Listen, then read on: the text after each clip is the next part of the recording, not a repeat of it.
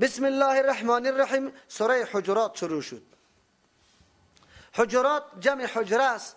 حجره اتاق میگه. در اون جایی که کسی زندگی میکنه او را به نام حجره یاد میکنه. یکی از جمله لحظات مهم زندگی پیغمبر است که پیغمبر در حجره باشه. زندگی پیغمبر با دیگه مردم خیلی ها تفاوت داره. مثل که امروز زندگی یک عالم به یک آدم عادی خیلی ها تفاوت داره. هر کس اینطور فکر نکنه ما واری هر کس بیکار است. پیغمبر علیه السلام تقسیمات کار داشت. ساعت دعوتش، ساعت عبادتش، ساعت مشورش، ساعت فتوایش، ساعت تعلیمش، ساعت استراحتش، ساعت پورا کردن حوایج و مسائل ضروری خانواده و زندگی یک مکمل تقسیم بود. لیکن یک تعداد مردم امچو کیفیت‌ها را یا امچو وضعیت‌ها را درک کرده نمیتونه. فکر میکنه ما واری هر کس بیکار است. از همون خاطر بیا تک تک تک تک فلان برای که کار دارم. الله تبارک و تعالی آداب زندگی را به ما نشان میده. مومن هر حرکتش حساب شده است، تنظیم شده است، بی هدف نیست، برای خود کیفیت داره، چوکات داره. این تو نیست که هر طرف حرکت بکنی، هر طرف امی دلت بخواه امو کار بکنی. الله تبارک و تعالی برای مسئولیت زندگی شخصی مردم، برای از اینکه به اطمینان و آرامش یک جای کسی زندگی بکنه، الله این آداب هم برای مسلمان ها بیان میکنه. کلی آداب محور مرکزیش میچرخه بالای وحدت عقیده و اتحاد و اتفاق. از او خاطر الله تبارک و تعالی در این سوره او آدابی را برای ما پیش میکنه که او سبب وحدت ما میشه و ما را از تفرقه و شقاق و بدبختی نجات میده. از او خاطر الله در این سوره دینی گپا را بیان میکنه. یکی از آداب مهمی بود که پیغمبر علیه السلام در حالتی که در اتاق باشه اذیت نشوه، نه سخت آواز سر شوه، صدا سر شوه، نه بی وقت در سر پیغمبر باید آدم بروه که پیغمبر برای مکار دارم. چرا؟ لحظات عمر پیغمبر بسیار مهم است. او عمر خود از ضایع تیر نمیکنه و این آداب خیلی بزرگ است برای کل مسلمانان در عرصه زندگیشان که انشالله در این صورت برای ما آمده رایسته. این صورت هم 106م صورت است که قبل از سوره تحریم و بعد از سوره مجادله نازل شده. 106م صورت است. ارتباط این صورت قطعی ما قبل در صورت ما قبل الله تبارک و تعالی شان صحابه را بیان کرد که صحابه کدام مردم است. در اینجا امو آداب الله بیان میکنه که اختلاف از بین میبره و سبب وحدت و متفق بودن صحابه است او را الله بیان میکنه. یا است که در ما قبل در صورت مکمل احکام جهاد بود. در اینجا الله تبارک و تعالی جهاد ذریعه برای اصلاح چی است؟ حکم است، حکومت است. اینجا الله بیان میکنه او آدابی را که اصلاح نفس، اصلاح تنظیم خانواده را به بار میاره. از او خاطر این ارتباطش است. سورت حجرات شان نزول هم بعضی مفسرین برش بیان کرده. البته واقعات متنوعه. یک واقعه نمیسته که پیغمبر علیه السلام یک وفد پیشش آمده بود و میخواست برای وفد کسی را رئیس مقرر بکنه، سرپرست مقرر بکنه. در اینجا اختلاف نظر یا رأی در بین ابوبکر و عمر رضی الله عنهما شد. ابوبکر رضی الله عنه گفت که رئیس ازی چیسته قعقاع ابن معبد رضی الله عنه را مقرر کو و عمر رضی الله عنه قیس ابن شماسه و بعضی میگه اقرا ابن حابسه رضی الله عنه را پیشنهاد کرده بود که رئیس شود. البته در بین اردو نظریه ابوبکر و عمر رضی الله عنه اختلاف پیدا شد و سر و صدا بالا شد. الله تبارک و تعالی این آیات را روان کرد. لیکن یادتان باشه شان نزول مصداق یا سبب شده میتونه، خب مفهوم قرآن منحصر به او نمیسازه، بلکه مفهوم قرآن خیلی عام میباشه.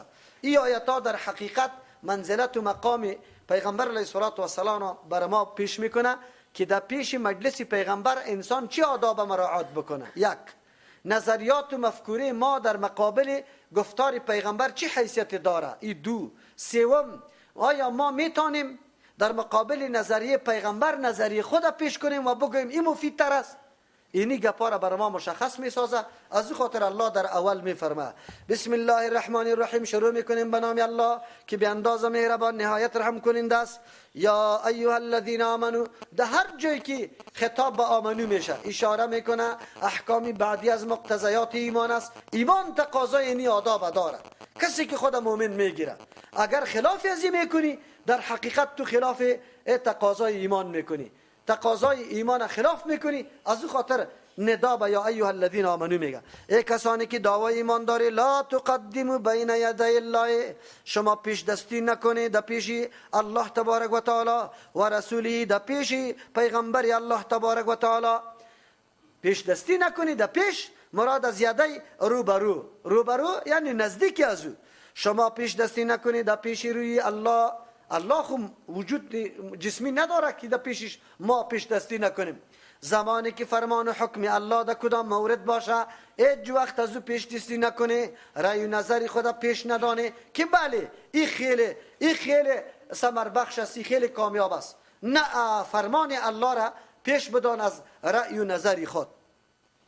و رسولی، شما پیش دستی نکنه در پیش روی پیغمبر الله. این دو معنا داره. پیغمبر علیه السلام تا که حیات است، زمانی که پیغمبر در مجلس باشه او اونجا پیغمبر فرمان میده، فیصله میکنه، هیچ کسی حق نداره که رأی خدا پیش کنه بگویه که اینی ثمر بخش است. یکی مشوره دادن است، این ممنوع نیست، خودی پیغمبر طلب مشوره کرده. یکی اصرار کردن، پیشنهاد کردن که اینی رأی ما خوب است این طوری گفتن، این نیست. این در زمانی که پیغمبر خودش حاضر بود، حیات بود. لیکن آیت قرآن عام است. لا تقدموا، شما پیش نکنی بین یدی الله، در پیش روی کتاب الله و رسولی، در پیش حدیث پیغمبر نظریه رای فکری کسی دیگری را، نه از خدا نه کسی دیگری را. زمانی که فیصله الله و رسول پیدا شد آل نظریات مکمل و طرف برطرف میشه. از همون خاطر فلسفه دانا یا دانشمندای امروزی اگر در مقابل حکم الله یک فیصله بکنه، قرآن چیسته که حکم گوشت خنزیر حرام کرده، بسیار تخته و پخته می باشه گوشت خنزیر، نه، نظریه تا او طرف بنداز در مقابل حکم الله. قرآن چرا اینطور کرده که شراب حرام کرده؟ چرا؟ به خاطر که رأی و نظریه موتو بسیار محدود است، بسیار محصور است. حتی به سبای خود موتو علم نداریم که چی واقعه در پیش ما پیش میشه، در وجود خود علم نداری که چی اسرار در اینجا گذاشته. الله تبارک و تعالی حکیم است، الله علیم به ذات الصدور است، او مکمل اسرار میدانه. فرمان الله که رسید نظریه خدا پیش نکو که پیش است. یکی الله فرمان داده بری تو اینی عمل انجام بده. منظوری از این چیسته؟ آدابی که آینده برای ما الله بیان میکنه به نظر ما و شما بسیار عادی معلوم میشه، مثل مسئله استیزان و حجاب واره، برای اینقدر ما نمیتونیم. نه، ادبی که الله برات میگه اینجا عقل جنگی نکنی، ایرا سبک ندانی، اینجا بی‌اعتنایی نکنی. چرا؟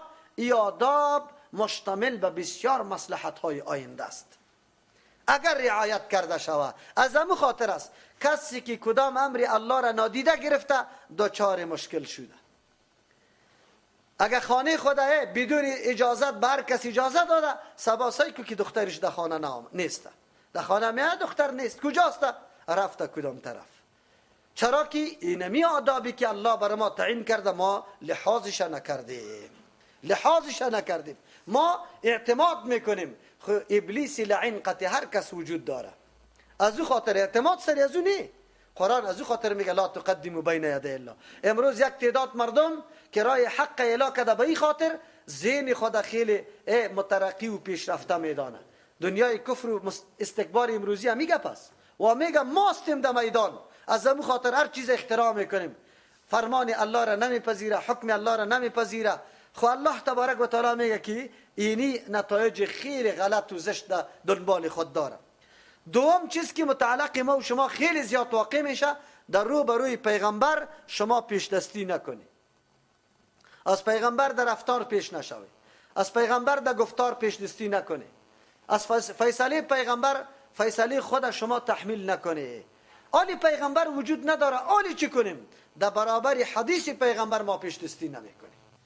رأی خودم پیش نمی کنیم، رأی امام خودم پیش نمی کنیم. حدیث که از پیغمبر ثابت شد بس علی الرأس والعین. آلی نمیگیم که چرا، آلی توجیه نمی کنیم. ما پایای خود یک کمی دور نمیگیریم که شترواری نشویم. ما دستار فلیدین نمی کنیم که دنبی اسپاره نشوه. این نظر اندازی ها را در مقابل حدیث پیغمبر نکنه که در بدر میشه، خاک به سر میشه، قرآن پشتی سر میگه. بعضی اوقات اینمی طور گستاخی منجر میشه، مفضی میشه به از بین بردن کلی اعمال. قدرت الله، کسی که در حق پیغمبر، سنت پیغمبر، حدیث پیغمبر گستاخی کرده انجام خوبش ندیده، در آخر الامر تباه و برباد شده. یعنی او را نمیبینی که در راه حق وفات بکنه، میبینی که در راه باطل وفات میکنه. قرآن این گپ برای ما میگه. حیثیت پیغمبر بعد آدم بشناسه، رو برای پیغمبر، فیصله پیغمبر فیصله است. بس در ذهنت میگنجه مصلحتش یا نه، فایدهش میآید یا نه، بس پیغمبر همینطور گفته. واتقوا الله، از الله بترسه، مخالفت فرمان الله و رسول الله را نکنه. آن چیزی که الله و رسولش برای شما تجویز کرده، فرمان داده، پیش میکنه، بس سر و چشم بپذیره، به خاطر که به منفعت آینده تان است، به مصلحت خودتان است. ان الله، یقینا الله سمیع، شنونده است، علیم میدانه، سمیع الله میشنوه فریاد کل گیره، از کل مخلوقات خدا علیم میدانه، تمام مصلحت های مخلوقات خدا کل گیره. تو چی میخوایی؟ نگو که ما اینی چیزا میخوایم چرا الله نمیده، الله میشنوه، خو میدانه در کدام چیز مصلحت است. یا ایها الذین آمنوا، کسانی که ایمان آورده، لا ترفعوا اصواتکم، یکی از ادبی که در شان پیغمبر میشه، بالا نکنی آوازتان فوق صوت النبی، بالای آواز پیغمبر علیه السلام. این دو مطلب داره. زمانی که پیغمبر علیه السلام سخن میگه، امرای کسی یا قطعی شما آوازتان سر آواز پیغمبر بلند نکنه، با مو اندازه سخن بگویی که پیغمبر سخن میگه، یک معنی است. دوم معنی، آوازتان بلند نکنه بالای آواز پیغمبر، زمانی که پیغمبر سخن میگه شما سخن گفتن شروع نکنه، چپ بشینه که پیغمبر چی میگه. این ادب است. این تنها برای پیغمبر نه، در هر موقع که دیگه کس سخن میگه تو قطعش دیگه هیاهوی نکو، بان بگذار که او چی میگه، چی مطلب ارائه میکنه. خدا در حق پیغمبر بسیار مهم است. چرا؟ هر سخن پیغمبر درست، هر سخن پیغمبر تلاست. چرا هدر بره غال مغال باشه مطلب کسی دیگه نفهمه؟ نه، پیغمبر کی گپ میزنه با مجرد که شروع میکنه گوشا برش نهاده باشه. یک گپ پیغمبر هدر بعد نروه، کلگی سری مطلبش آشنا شو. ولا تجهروا له بالقول، شما جهر نکنه، بلند نکنه برای پیغمبر بالقول، به گفتار، که جهر بعضکم لبعض، به مثل آواز بلند کردن بعض شما برای بعض دیگرا. شان پیغمبر و شان دیگه کس خیلی فرق داره. در پیش پیغمبر با کمال تعظیم، آرامش، نهایت احترام سخن گفته شود. ادب است. وی با هر مسلمان، با هر کسی که باشه، بینمی سیستم باید سخن گفته شود. چرا؟ ان تحبط اعمالکم، به خاطری که برباد نشوه عملایتان، یعنی سبب بربادی اعمالتان میگرده. چرا؟ اگر شما منظورتان از بالا کردن آواز، اذیت رساندن به پیغمبر باشه یا اهانت کردن پیغمبر باشه، اذیت و اهانت سبب چیست؟ برآمدن از دین است، نعوذ بالله. توهین پیغمبر کفر است، تحقیر پیغمبر کفر است. مکمل اعمال کفر و شرک از بین میبره، هر قدر اعمال نیک داشته باش. و انتم لا تشعرون، در حالی که شما نمیفهمیم، احساس هم نمیکنی. بعضی اوقات میشه از زیادتی خوشطبعی و آزاد کلامی که در بین است، انسان همینطور خیلی سخت کلامی بکنه. الله میگه در شان پیغمبری کار نشود، بلکه با پیغمبر به ادب سخن گفته شود. در اینجا بعضی مفسرین ایران میگه که با پیغمبر آواز بلند نکنی، آوازی که شما در یکی دیگه تان بلند، او فلانی او فلانی، پیغمبری تو رو فلانی نگویی. پیغمبر با کمال تعظیم، یا رسول الله، یا حبیب الله، اینطوری باید بگویی. امروز یا محمد میگن، خلاف دستور الله است. دستور نور ابی آیت تیر شد، اونجا چیست؟ الله منع کرده با پیغمبر به مثلی که در بین خود صدا میده، صدا ندی. و پیغمبر با کمال ادب و احترام صدا بده. امروز سرش مناظره میکنه این مردم. او میگه ان الذين يغضون اصواتهم، یقینا کسانی که پست میکنه آوازای خود عند رسول الله، به نزد پیغمبر الله، اولئک الذين مردم امتحن الله قلوبهم، که امتحان کرده الله دلهایشان. امتحان چی را میگه؟ زمانی که طلا نقره را زرگر می اندازه در سری آتش به خاطری که چرکوی گپا مکمل از بین بره. الله میگه ای کسایی هستند صحابه که الله امتحان کرده، یعنی جدا کرده هر نوع آلودگی را از قلبای امی صحابه کرام. آلودگی توهین تحقیر در قلب از یا وجود نداره، کمال صداقت و محبت و اخلاص با پیغمبر داره. قلبای از یاره الله امتحان کرده، جدا کرده، للتقوا، آماده کرده شه برای تقوا. تقوا اینجا چیسته؟ تقوا اینمیسته، تقوا اینمیسته که هر نوع ادب رعایت بکنه به امرای پیغمبر صلی الله علیه وسلم، نظر خود بالا نتراشه. بس پیغمبر اینطور گفته ما میپذیرم. لهم مغفرت و اجر عظیم، برای از یا بخشش است و اجر خیلی بزرگ است. کسایی که رعایت ادب پیغمبر میکنه الله برش مغفرت هم میکنه، اجر عظیم. الله صفت صحابه را بیان کرد. این مردم است امتحن الله قلوبهم، که امتحان کرده الله قلبایشان للتقوا، برای تقوا، برای پذیرش تقوا الله یارا صاف کرده. یکی یا معنیش است الله امتحان کرده قلبای از یارا، امتحان کرده اینی قسم الله فرمان روان میکنه که آلیه امتحان کنه که آیا کمال تقوا را یا اختیار میکنه یا نمیکنه. وی ما خو نمیتونیم روز آوازی ما را خود پخش کنیم، ما خو همینطور سخن میگم. نه، صحابه کسایی که عادتشان بود سخت گفتن، یعنی گپشان خیلی تیز بود، اموام اینقدر پخش میکرد. عمر رضی الله عنه بسیار سخت آواز داشت، لیکن زمانی با پیغمبر سخن میگفت اینطور موقع میرسید که پیغمبر دوباره برش میگفت که گپی تکرار کن. یعنی اینقدر عادتی پس گفتن در مورد پیغمبر اختیار کرده بود. و این در حقیقت امتحان ظاهری برای اخلاصمندی صحابه بود امرای پیغمبر علیه السلام، که آیا دینمی امر با پیغمبر چه قسم رفتار میکنه. علما نوشته میکنه این معامله با استاد، با پدر و مادر، با مردمای بزرگ، هر کس که سرپرستی تو را داره، قطعی کلی از یا اینمی قسم روش باید اختیار شوه، ادب اختیار شوه، سخت کلامی نشوه. ان الذين ينادونك، یقینا کسانی که از بری تو آواز میدن، من ورای الحجرات، از بیرون حجره، اکثرهم لا یعقلون، اکثریت از آن نمیدانه. چرا که اگر عقل می بود حتما این ادب رعایت میکرد، حتما میفهمیدن. چرا تو خویی طور نیست که کر باشی. یک وقت آمده بود واقعا اون مردمی بود که طبیعتشان همینطور بودن، سخت کلام بودن. حالی هم در بین قوما بعضی قوما را اگر دیده باشی نزدیک می باشه خو سخت سخن میگن. همونطور مردم بودن. او آمده بودن دروازه را می زدن که پیغمبر برا یا محمد اخرج الینا، اینطوری گپا میگفت. الله را یارا گفتن که عقل ندارن، انتظار بکشه. ولو انهم صبروا، اگر یا صبر میکردن یک کمی، حتی تخرج الیهم، تا که تو برایشان، لکان خیر اللهم، بود برشان بهتر. چرا کی ادب بود، طریقی ادب بود، انسان غصم نمیشه. والله غفور رحیم، بازم موقع برای از یا هست آینده طور گپ تکرار نشوه. غفور مهربان ذات است، رحم کننده است. اگر یا رجوع بکنه طور اعمال انجام نده.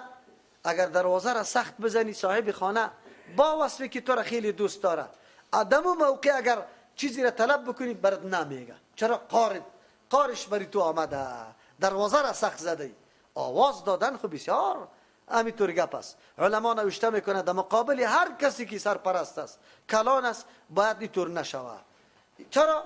پیغمبر علیه السلام اگر یک دفعه تو تک تک کردی نپرامد مشکل داشته باشه.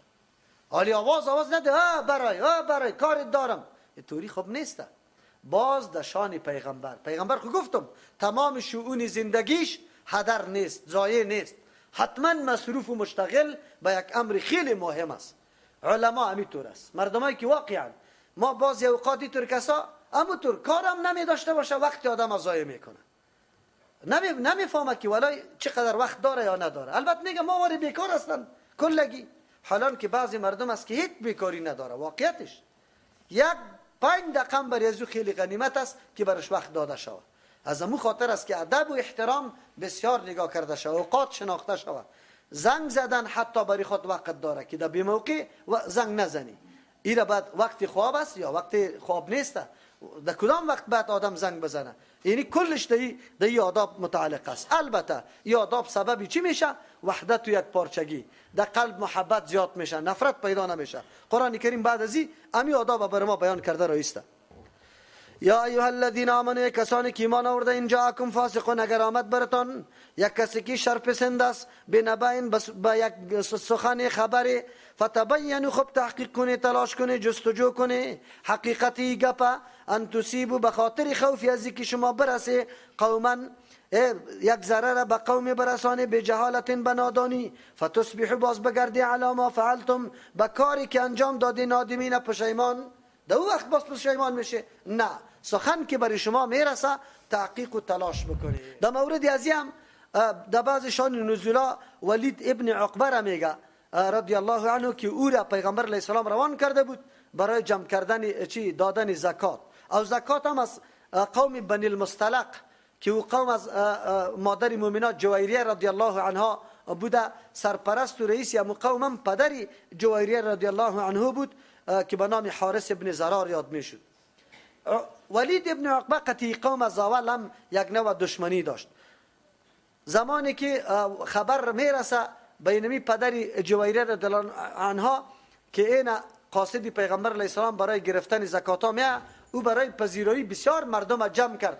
قاعده این نمیسته که هرگاه نماینده از یک طرف میره، باز اونجا دو قوم مردم امو کلانا را جمع میکنه و مجلس میگیره، معرفی میکنه و مردم چیزی میگه. و این همی قسم در دمی روی استقبال ازی برآمد. ولید ترسید که خو مقتی از یاد دشمنی داشتم، وی برای قتل کشتن ما آمده، از امو خاطر پس دور خورد و با پیغمبر علیه السلام گفت که واخو زکات ندادن.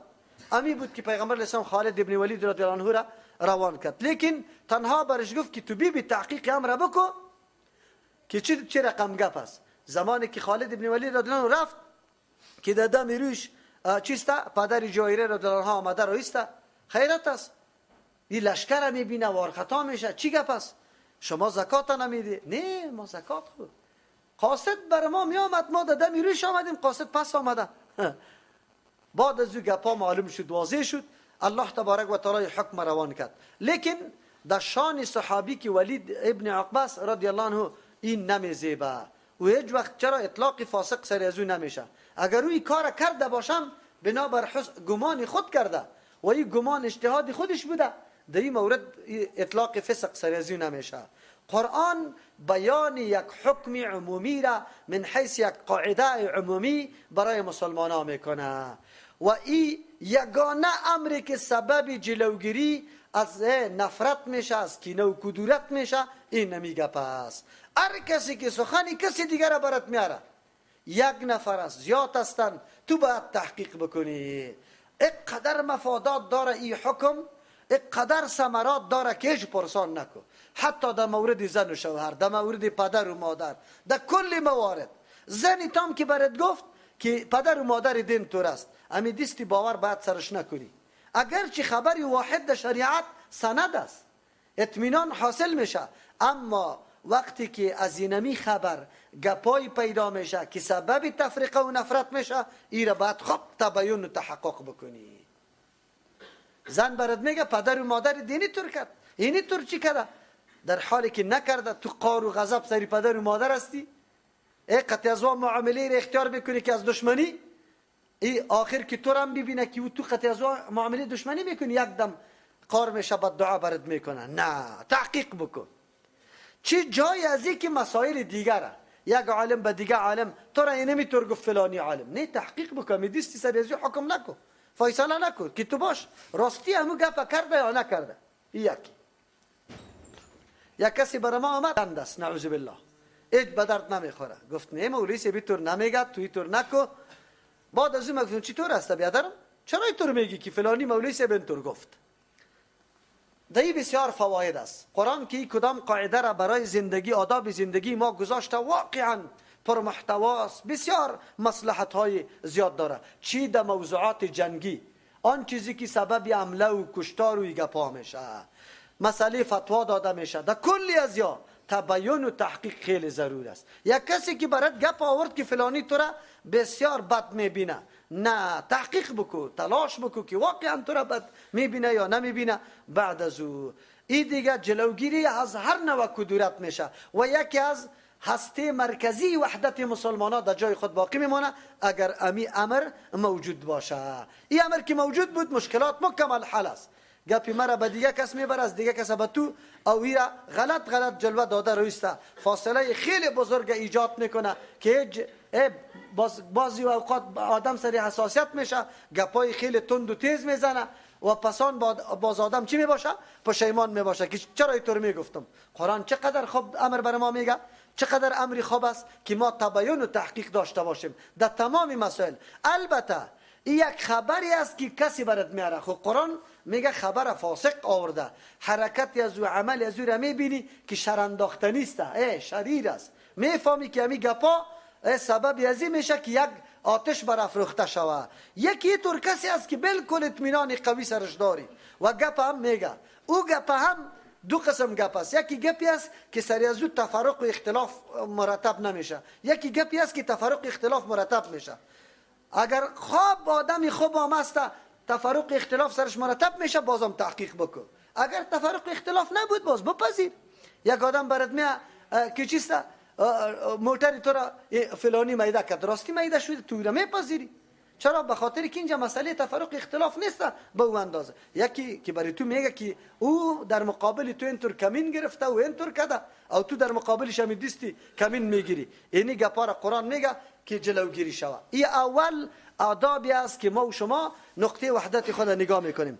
یا ایها الذین آمنوا، کسانی که ایمان آورده، این جاءکم، اگر آمد براتان، فاسقون، کسی که علامات فسق دیده میشه، آدمی که قابل اعتماد و باور نیست، بنبأ، به یک سخن، فتبینوا، شما تحقیق بکنه، خب جستجو بکنه که واقعیت داره یا نداره، ان تصیبوا، از خاطری که شما نرسان قوما یا قوما، الله تصیبوا، یا است که اینجا از ترسی از اینکه شما ضرر نرسانه. این معنایش هم درست است که شما نرسی قوما ضرر به یک قومی که به جهالت، به نادانی باشه، فتصبحوا، پس شما بگردی علی ما فعلتم، به آن چیزی که شما انجام داده، نادمین، پشیمان شوی.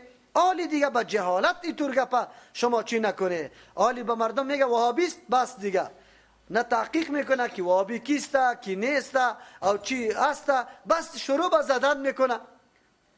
پس آن باز یک عالم پیدا میشه، چرا زدی؟ اینی طور کار میکردی وهابی بود. و برادری کار خسنت است. وی وی وی وی باز وی وی نکو. خب تحقیق بکن یک موضوع را، باز بعد از او این گپا را بگوی. واعلموا، بدانی، ان فیکم رسول الله، او چطور یک گپ بری شما میرسه و پیغمبر الله باشه.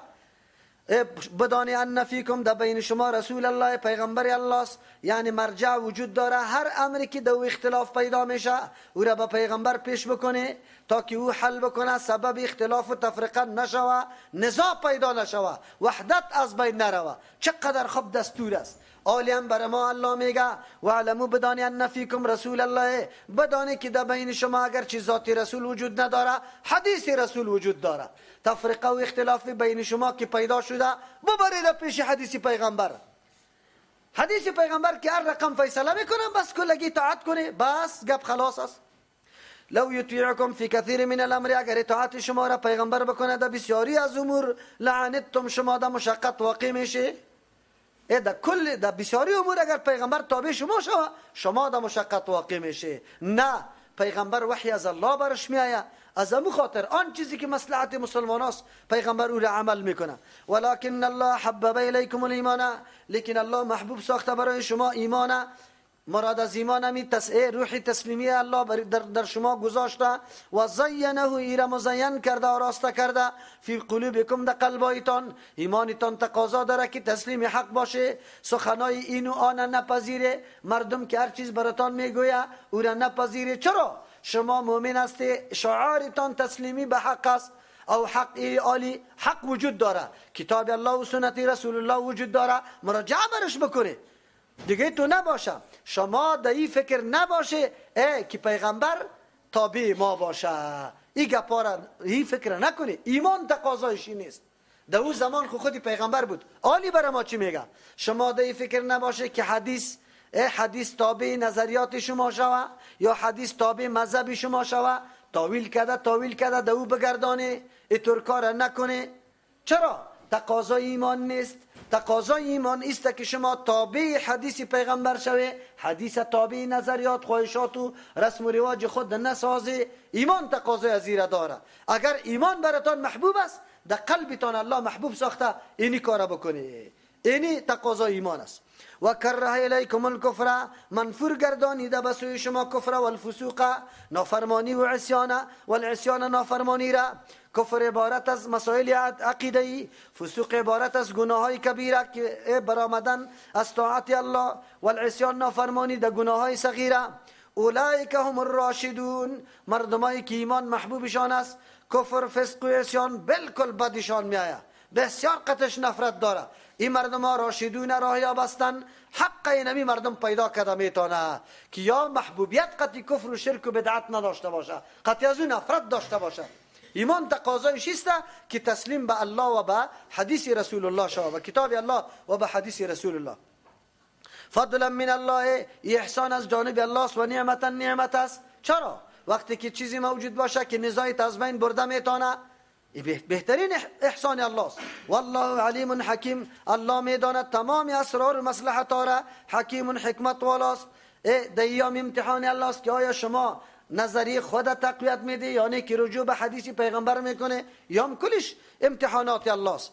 و این طایفتان من المؤمنین اقتتلوا، بله اگر دو طایفه از مؤمنان اقتتلوا، در بین خود جنگ و جدل شروع کنه، فاصلحوا بینهما، بله در یک موقع شما میبینی ایخو اول باید چی نوبت نرسه که دو مسلمان با هم نزاع بکنه، اختلاف شروع، شقاق پیدا شوه. هر کس خود به الله و به رسول الله تسلیم کنه، به کتاب الله و به حدیث رسول الله تسلیم کنه، نزاع وجود نداره. خب بالفرض اگر دو طایفه در نزاع واقع میشه، آلی طایفه سیوم مسلمان مسئولیت داره که دو طایفه را نگذاره که اختلافشان دامنه‌دار شوه، منجر به قتل قتال شوه، آلی درز و شقاق در صف مسلمان پیدا شوه. آلی دو قسم علما است، ما مقابل شدیم قطعی یک کسی، سیوم علما باید بخیزه در بین ما بگویه که نگپی تو نگپی ازی، این نزاع حل است. چرا؟ ما حکمیتان، ما ثالث و سیومیتان، کتاب الله و حدیث پیغمبر موجود است. تم دلایل تا بگو مولوی صاحب، تم بگو که رای کی موافق قرآن و حدیث میشه، بس نزاع ختم. نزاع ختم میشه، هیچ نزاع باقی نمیمانه. کی میگه که تفرقه ایجاد میشه و نزاع میمانه؟ قرآن امیر دستور میگه. البته تنها در مسائل علمی و دینی نه، در مسائل عمومی، در مسائل حکومت و دولتداری. و این طایفتان، اگر دو جماعت من المؤمنین از مؤمنا، معلوم شد که یکی با دیگر جنگم داره، گناه کبیره است، یعنی جنگ کردن به ناحق گناه کبیره است، لیکن بازم قرآن نور مؤمن میگه از مؤمنا اقتتلوا، ما بین خود جنگ شروع کنن، فاصلحوا بینهما، شما صلح بکنه در بین هر دویشان، یعنی صلح در بینشان بکنه. اینطور نباشه که طرفداری از یک جاده باشه از دیگر نباشه، نه، به انصاف و عدالت صلح را قائم کنه. فان بغت احداهما، اگر یک طایفه از یا با اجنوا تسلیم نیست، گپی حق نمیپذیره، آلی مسئولیتی تا موجود است، آلی آرام شیشنه نمیتانی. فین بغت، اگر سرکشی میکنه، احداهما یکی از طایفه ها به حق تسلیم نمیشه، علی الاخرى بالای دیگه سرکشی میکنه، فقاتل التي، شما جنگ کنی امرا یمو طایفه تبغی، یکی تعدا میکنه، تجاوز میکنه، حتی تفیء الی امر الله، تا کی رجوع کنه به امر الله، به فیصله الله راضی شوه، تا مو وقت جنگتان ادامه بده. خب وقتی که راضی شدن، بعد از او تو نباشه که شما در مقابل ما جنگ کرده، آلی دیگه کل طرفداری از امو طایفه دیگه بکنی، نه، اینجا به عدل و به انصاف فیصله شود. فان فات، اگر گروه تجاوزگر بازگشت از تجاوز خود، فاصلحوا، آلی باز صلح بکنه، بینهما، در بین هر دو گروه، بالعدل، به انصاف، و اقسطوا، سخت از انصاف کار بگیره. تاکید عزیز تا به انصاف فیصله شود، نگویی که مردم خو گپی ما را قبول نکرد، آلی کلی ملامتی را سر ازی میپرتیم. نه، در هر موقع، در هر مرحله مطلوب عدالت است، حقی کسی پایمال نشود. ان الله یقینا الله تبارک و تعالی یحب المقسطین، دوست داره کسانی که انصاف کننده است، کسانی که عدالت رعایت میکنه امور دوست داره. اینطوری که طرفداری از یک جانب میکنه بنابر ملحوظات دیگه. انما المؤمنون اخوتون، بس مؤمنا کلشان یکی با دیگه برادر هستند، از او خاطر به هیچ وجه نزاع اختلاف در بینشان رونما نشوه که سبب ضعف قوت مؤمنا میشه. از امو خاطر هر معامله که سبب تفریق مؤمنا میشه و چیستا ایره بعد شما از بین ببره، روح وحدت و همبستگی را در بین مردم قایم کنه. روح چیستا وحدت و همبستگی جمع شدن به کتاب الله و سنت رسول الله است. روح همبستگی نیست که دیگه تابع یک نفر که تابع نظریات یک امام است او را دعوت بدم که بیا تو تابع نظریات ما شو. اینجا هیچ امکان نداره، بلکه امکان وحدت فقط تعقیب کردن کتاب الله و سنت رسول الله است. این نمیسته و طایفه سوم اینی وظیفه داره. انما المؤمنون اخوتون، یقینا مؤمنا برادر هستند. چی معنی و مطلبش است؟ وقتی که برادر شدن پیغمبر علیه السلام میگه مؤمن که برادر مؤمن است نه ظلم سرش میکنه، نه ذلیل میکنه شه، نه در مقابلش قطع کسی دیگه پشتیبانی میکنه، نه تحقیرش میکنه، نه غیبتش میکنه، نه خونش تعرض میکنه، نه مال و آبرویش. کلی حقوق مکمل برآورده شد. خو مؤمنا انما المؤمنون اخوتون، مؤمن کی را میگه؟ که تمام مسائل ضروری ایمانم میپذیره، از مخالف ایمان مکمل مقاطعه میکنه.